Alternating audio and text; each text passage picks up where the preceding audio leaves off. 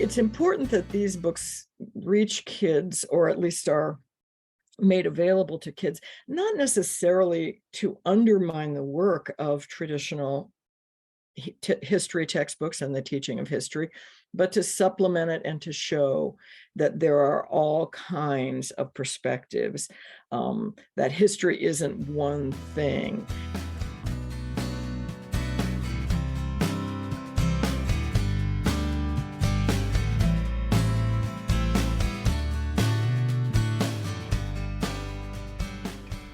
Welcome to What's the Big Idea? I'm your host, Dan Carney. If you're anything like me, teaching tweens and adolescents, you're constantly in search of quality teaching resources and materials, especially reading materials. I decided some time ago that textbooks just don't work for me. They're just too limited, often too skewed to one point of view, and frankly, textbooks have this way of just becoming the course. So how do we bring big, important ideas to young people? And there's an increasing supply of sources like Newsella that adjust the Lexile level for younger readers and make accessing important ideas really easy. But to really get young people into weighty ideas, what the world needs are adaptations. I recently had the opportunity to speak with Rebecca Stefoff. Well, I'm Rebecca Stefoff. I'm a writer and adapter of books for young readers, nonfiction books. I've researched and written a great many books of my own on topics like science, history, social issues. But in recent years, I've shifted into taking existing works, important works by other writers that were not written for young reader audiences, and adapting them so that they're more accessible to young readers. And that's how I'm pretty much spending my professional time these days. Those adaptations she mentioned are exactly the reason I asked her on the show. She's adapted Howard Zinn, Ronald Takaki, and Charles Darwin, to name a few. And I can speak from firsthand experience about the power of these adaptations and their ability to bring big, important ideas into the classroom. I started off by asking her how she became a writer.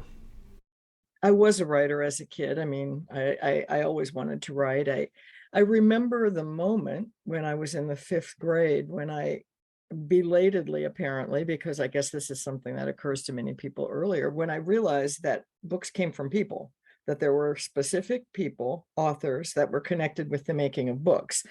And I immediately knew that's what I wanted to do, because I was a very prolific reader as a kid. And I credit my parents for that. They read to me constantly. My mother had studied early childhood development in college, so I was very fortunate.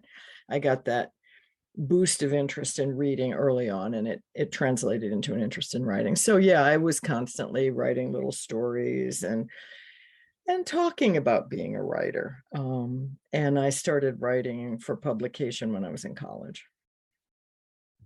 You said that ideas are easy, but pages are hard. Yeah. What does that mean? Well, that has more a reference actually to the writing of fiction. Writing fiction, I have written and published some fiction, and I'm shifting more into fiction now that I'm in semi-retirement from writing nonfiction. And I and a lot of other writers I know just are full of ideas for things we want to write, but translating those ideas into a series of pages that tell a story is really difficult. And the same is true for nonfiction as well, although people might not think about it in the same way. You can have the idea, I really want to write a book about X, but then doing the work of figuring out where you're going to get your information, how you're going to process it, how you're going to present it, the language you use, right down to things like paragraph breaks. Getting pages done is hard. That's where the real work of being a writer comes in. People often think when they discover that you're a writer, the cliche is that a cab driver will say, "Oh my gosh, I should tell you my life story. It would make a great book." But in fact, most writers have a million ideas of their own that they never have time to get around to. So ideas are pretty easy to come by, but getting the book written, that's the challenge. Early in Rebecca's career, she focused a lot on writing biographies. biographies on individuals as diverse as Charles Darwin, Herman Melville, Al Gore, and Saddam Hussein. And I was curious how she came to write biographies and how she went about doing it. Well, in the case of the biographies that you mentioned, and indeed in the case of nearly all, but not all of the nonfiction books of my own that I've written for young readers, they are requested by a publisher who has typically a series of books that they have titles that they are planning to issue to make a series. I was lucky enough fairly early on to develop good relationships with a couple of publishers who would kind of give me my pick. But then sometimes I would also wind up doing the titles that other people thought maybe were a little bit more challenging or difficult. So I got to do some things that were dream projects, like writing about, for example, Herman Melville and Stephen King. But I also had to take on some projects that were a little bit trickier, like Pol Pot and Saddam Hussein, because these were books that publishers wanted to fill a slot in a series. So none of the biographies I've written have been my own idea, but I've been able to kind of pick and choose which ones I wanted to write. Well, I try to use a wide variety of sources, and I try to, I try to avoid having too much either fondness for or antipathy towards my subject. I try to just remain very objective and back everything up with sources. Next, we moved to the main topic, the reason I asked her on the show, her adaptations. A few years back, I started using her adaptation of Howard Zinn's seminal People's History of the United States. And her Young People's History of the United States is a really excellent book. It really captures the spirit of what Zinn was communicating in his original, but in a way that makes it very accessible and enjoyable for middle schoolers. My students really like this book. And then just recently, I started using her adaptation of Ronald Takaki's A Different Mirror, which is a multi-ethnic history of the United States. And it is equally up to the challenge of informing and keeping the attention of middle schoolers. So I started with the Zinn project and asked her, how did that come together? And what was it like to take that famous book, still a bestseller, and adapt it? Well, I'll start by telling you a little bit how the project came to be. And it's interesting that you mention my Zinn and Takaki adaptations, because in fact, the very first book that I adapted for young readers was a different book by Ronald Takaki called Strangers from a Different Shore. And I had been writing books for a publisher of nonfiction for young readers for quite some time. And the publisher happened to read Ron Takaki's book and thought, I'll bet we could turn this into a series. Each chapter could be a volume in the series for kids, because it was a history of Asian American immigration, and each chapter dealt with a particular phase in that history, a particular ethnic group. So it was very nicely divided. And he thought, oh, Rebecca Stefoff has been writing a lot of books for us and she knows how to do this. Let's see if she's interested. And that was in the early 90s. That series came out in 1994. And then I didn't do any more of that work for quite some time. I was fortunate enough to get to meet Ronald Takaki and work directly with him. So he really had a lot of ownership and participation in helping me adapt his work. And his voice is very direct and straightforward. Much of what I did in that book was, sort of simplifying, providing background information that you could take for granted. An adult might know the dates of World War II. You can't necessarily take for granted that a young reader is going to know them, that sort of thing. And then some years later, I got a call from a man who it turned out was Ronald Takaki's literary agent.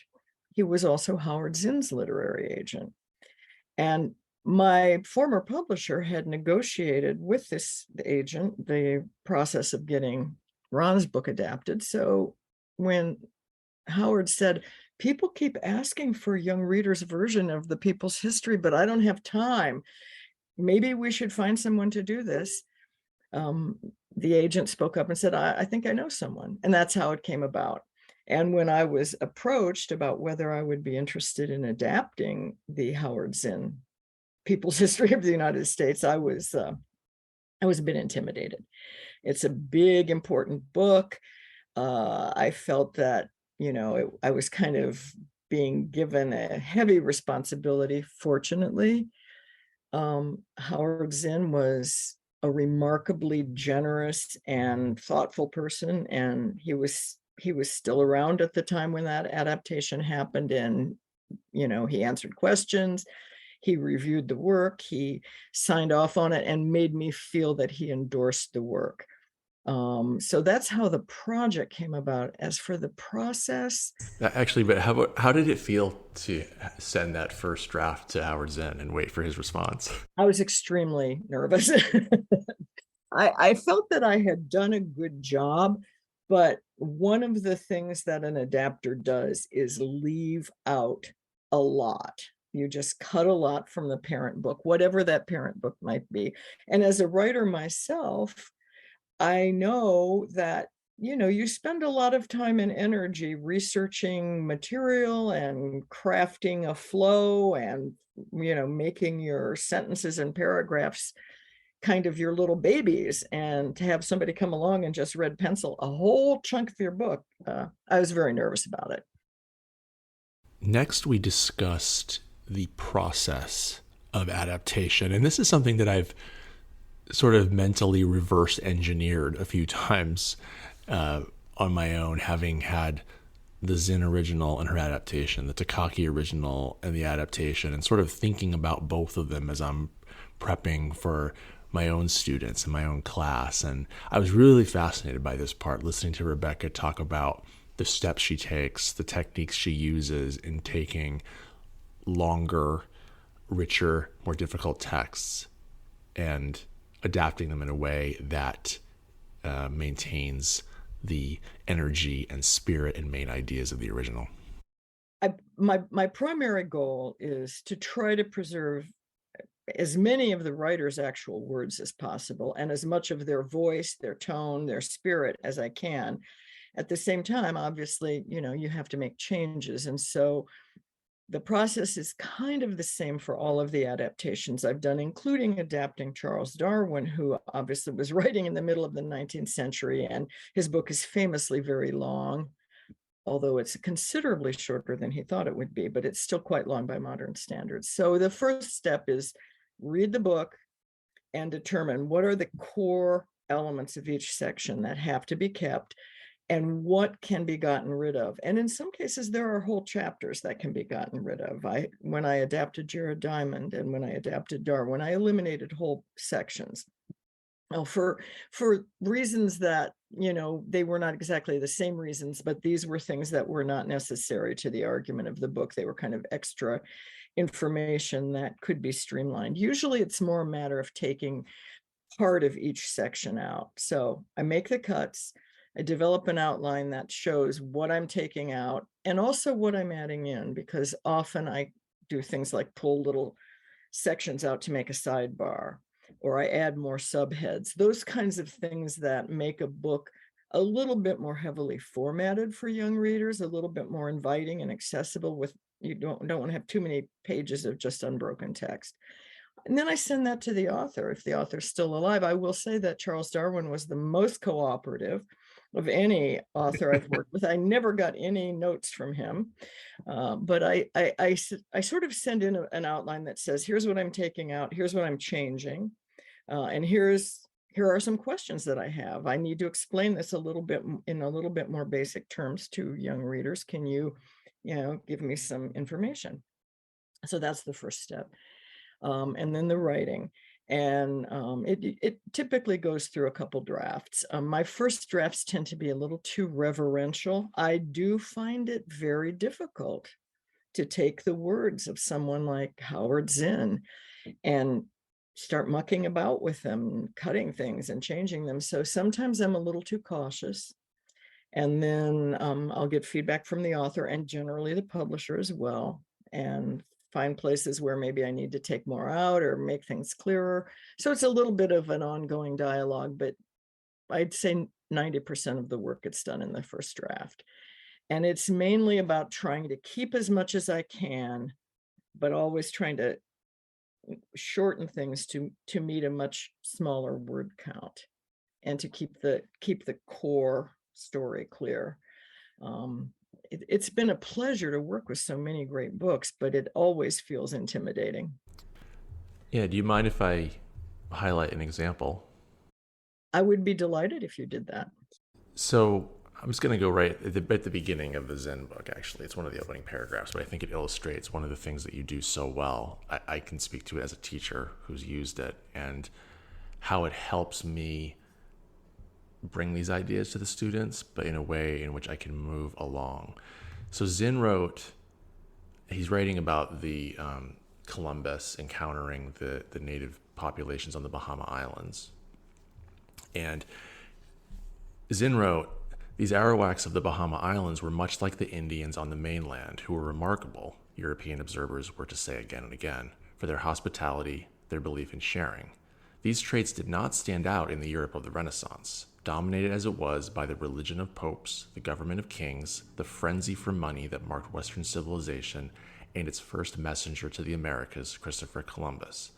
The information that Columbus wanted most was, where is the gold? Now, in your telling, it sounds like this. The Arawaks lived in the Bahama Islands. Like Indians on the American mainland, they believed in hospitality and in sharing. But Columbus, the first messenger to the Americas from the civilization of Western Europe, was hungry for money. As soon as he arrived in the islands, he seized some Arawaks by force so that he could get information from them. The information that Columbus wanted was this: where is the gold? What I really appreciate about this is you've used most of Zinn's own words. But there's a key phrase of his that you removed. He provides this contextual sentence about Europe of the Renaissance, dominated by popes, kings. Now, I know as a teacher, if we're reading that together, everything's got to stop to explain some backstory. And it's not that backstory, that context isn't important, but you're now starting to stray from what is actually the main idea. What is it that Zinn was trying to communicate about this initial encounter between the colonizers and the native population? And so you basically use his own words, remove just one key sentence, and it allows young people to move on through the text. I don't know if you think I've described that accurately, but when I read, I find that a lot in your work, that you are very judicious about the words, and it helps young people move through the main ideas quite easily. Well, thank you for telling me that, because it's great to hear that from someone who actually uses the book in classroom. And you're absolutely right, especially in the opening pages or sections of a work. I really want to try to make it more direct and impactful, as much so as I can, and kind of keep a clear through line going, and make it kind of narratively interesting, but also really accessible. And the example that you gave, where with the references to the Renaissance and the popes, and indeed that context is important. And I think that there are places later in the book where bits of that come in, but you've really highlighted something that's a big challenge to an adapter. And that is things that are ordinary context to the typical adult reader, a reader who would be interested enough to pick up the book in the first place and give it a try, often need a lot of explanation for kids. And you're right, the story has to stop. What exactly, you have to unpack phrases like that a little bit. What exactly, or casual references to, the Russian Revolution, say you have to, at some point, when you're writing for young people, you have to have a parenthetical clause or a little quick sentence of explanation. This is what that was. This is when it happened. This is what it did. Even kind of general terms, capitalism, socialism, colonialism, they need some kind of grounding. And so one of the real challenges to an adapter, and I wrestle with this all the time, is where do you put that? How much of it do you put in? How much kind of, little explanatory bits can you work into a sentence without breaking down the flow completely? And I think that especially at the beginning of the book, it's important to really strip it down to its basics, and then you can work those things in later on. And it is interesting to me always to find out what background kind of concepts and information young readers have or don't have. Often I'm quite surprised by how knowledgeable young readers are about things that I might have thought would be, they wouldn't be terribly familiar with. And then other times there are astonishing gaps in what I would consider kind of, basic knowledge of recent history. So it's always a little bit of a juggling match. I mean, I talk to really bright kids who are extremely knowledgeable about, say, the effects of colonialism in Africa, and they think that the Korean War and the Vietnam War happened at kind of the same time in history. So, just funny little blind spots here and there, and you have to try to correct for that, and just give kids what they need, the sort of the little bits of tools that they need for the material that you're offering them to make sense. And that's where I do sometimes have to add things into an author's original work. And I always am careful to let the author know, putting this in because usually works out okay. Sticking with her adaptation of Takaki and Zinn, I asked her about the importance of getting these ideas into the hands and minds of young people. It should be noted that both Zinn and Takaki's books run counter to traditional history textbooks. Zinn's is a famous bottom-up history, and Takaki's is a multicultural history of the U.S. And these are not the sorts of history that you're going to find in Common Core textbooks, which often breeze over harder bits of U.S. history. And that, I think, makes them doubly important, because it gives teachers the ability to bring a different perspective, a different interpretation of U.S. history to young people, and not be so reliant on textbooks that, frankly, want to spend hundreds of pages on the colonial era and take care of the institution of slavery in a dozen pages. And I asked her why it's so important that books like this find their way into classrooms. Well, I think it's important because these are important works and they deal with ideas and perspectives in particular that young people typically don't encounter. Most people that I've talked to who are older than school kids but younger than I am encountered Zinn in college, for example, or maybe even later. The original People's History was published in 1980, and it's not something that kids would run across. A similar book that I adapted, Lies My Teacher Told Me, by James Lowen, is another book that takes a kind of contrarian view of American history, and it's important that these books reach kids, or at least are made available to kids, not necessarily to undermine the work of traditional history textbooks and the teaching of history, but to supplement it and to show that there are all kinds of perspectives, that history isn't one thing. And also in terms of, say, the Naomi Klein book, one of the things I really tried to do with that book was to empower students. I mean, I do believe that knowledge is power, but you can't use that power if you don't have the knowledge.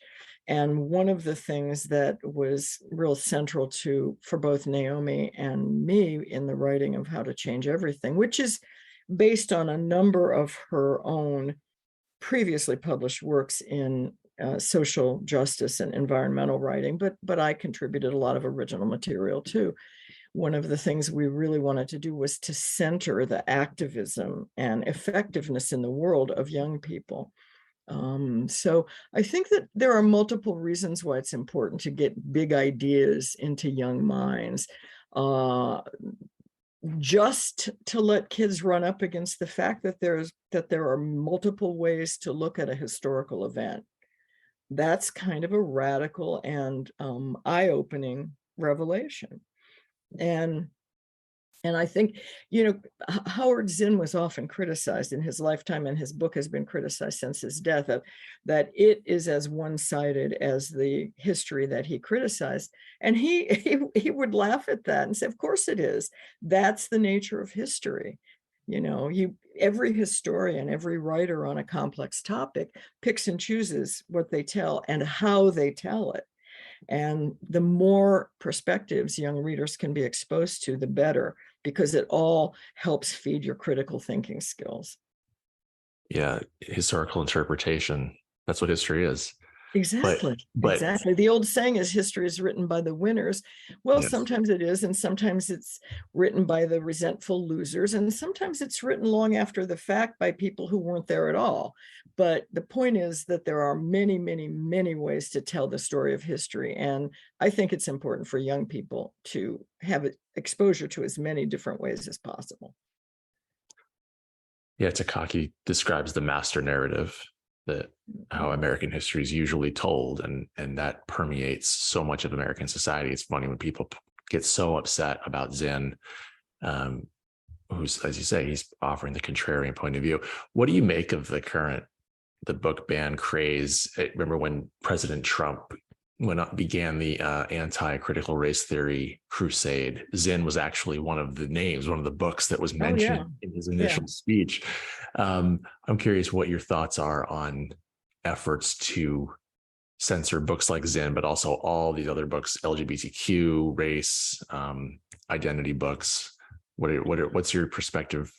As an author, I think that banning any book is a terrible idea. I think that people should be able to read pretty much anything they want. That said, there are books that I think are dreadful. They're pernicious in their effects, and I would prefer them not to be available. But would I go so far as to throw them on the bonfire? Of course not. That's not how a civilized society works. I think that books like Zinn's and Takaki's and any book that threatens the master narrative, which is that, white Christian Europeans created America and it reflects all their values and it's their country. Those are scary to some people today. And I think that when you live in precarious times, when times get scary, whether politically or environmentally, right now, even climate change deniers are feeling a lot of climate anxiety. I think that, there's a tendency to sort of cling to your what you think are your rights and your place in society, and anything that threatens what you see as the proper order or the way things should be is scary. Forces of kind of progressivism and liberalism are scary to a lot of people, and that's really coming to the fore right now. So I find that the trend of book banning and even burning and really controlling young people's access to books, I find it deeply worrying. And I'm proud that my books have been on some banned lists, but I wish they didn't have to be. Of all the books that Rebecca's written and adapted, there's one that really stands out to me as the most, essential is the word I use, and that's her adaptation of Darwin. Because On the Origin of Species is such a cornerstone of modern society in our understanding of the natural world. And so I wanted to ask her what it was like to take such a seminal book and adapt it. Adaptation is probably the closest thing in my nonfiction writing career to a passion project. It was my own idea. Evolutionary biology is one of several interests that I have as a complete lay person. One of the problems I have as a writer of nonfiction for young people and as an adapter of works like On the Origin of Species is that I sometimes get mistaken for an actual expert in the subject matter, which I'm not. I'm a person who researches and synthesizes and writes, but I've written a book about robots. I'm not an expert on robots. I've written a book about ants. I'm not an expert on ants, and I'm not an expert on evolutionary biology, but I have been interested in it for a long time. I've read over the years, probably hundreds of books about Darwin and Darwinism and evolution. And I always thought, I would just love to do a young person's edition, and really not just tell the information, not just cast it into modern language, but keep a lot of Darwin's language. That was a challenge because his language is kind of archaic, but it's also beautiful in places. He was really kind of an inspired writer. And so that was a project that I came up with and created a proposal and sold. And it's kind of, in a way, my nearest and dearest. I'm very proud of it. It is still a challenging work to read, but the addition of a lot of modern sidebars and illustrations, I think, helps young people get into it. And I've also had many people tell me about the Darwin adaptation and also the Zinn adaptation. The original books were really long, and these are adults, these aren't kids. Thanks for creating a shorter version that I can actually read.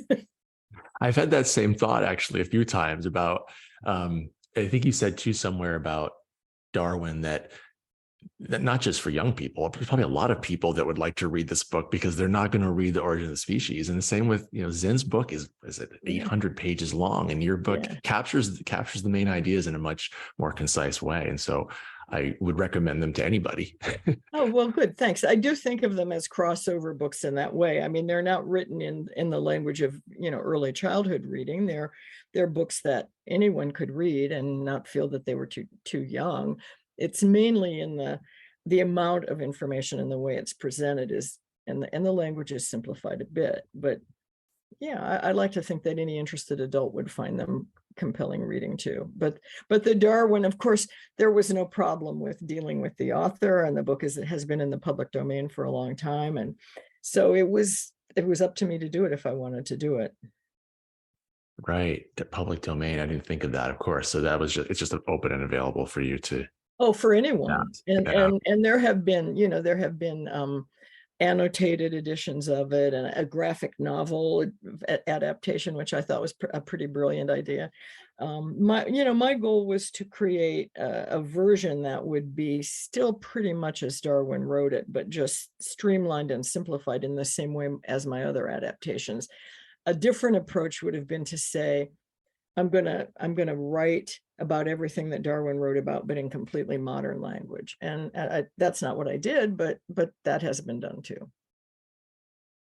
Rebecca, thanks so much for joining me and sharing your insights about your writing process and your incredible adaptations. You're very welcome. It was a pleasure. Huge thanks to Rebecca Stefoff for joining me on the show to talk about her adaptations, among other things. If you're a teacher in middle school, certainly, or high school, upper elementary, a parent, I highly recommend checking her books out. I've linked them in the show notes. They're just a really excellent way, as I mentioned repeatedly throughout the interview. They just really bring some very provocative, interesting, important ideas to young people in a way that's accessible. So check her stuff out. You won't be sorry you did. We're coming to the end of 2022. I hope you stayed healthy. Hope your school year is going well. As always, I'm on Twitter and Instagram @BigIdeaEd. Happy New Year. Happy holidays. Take care, everyone. See you next time.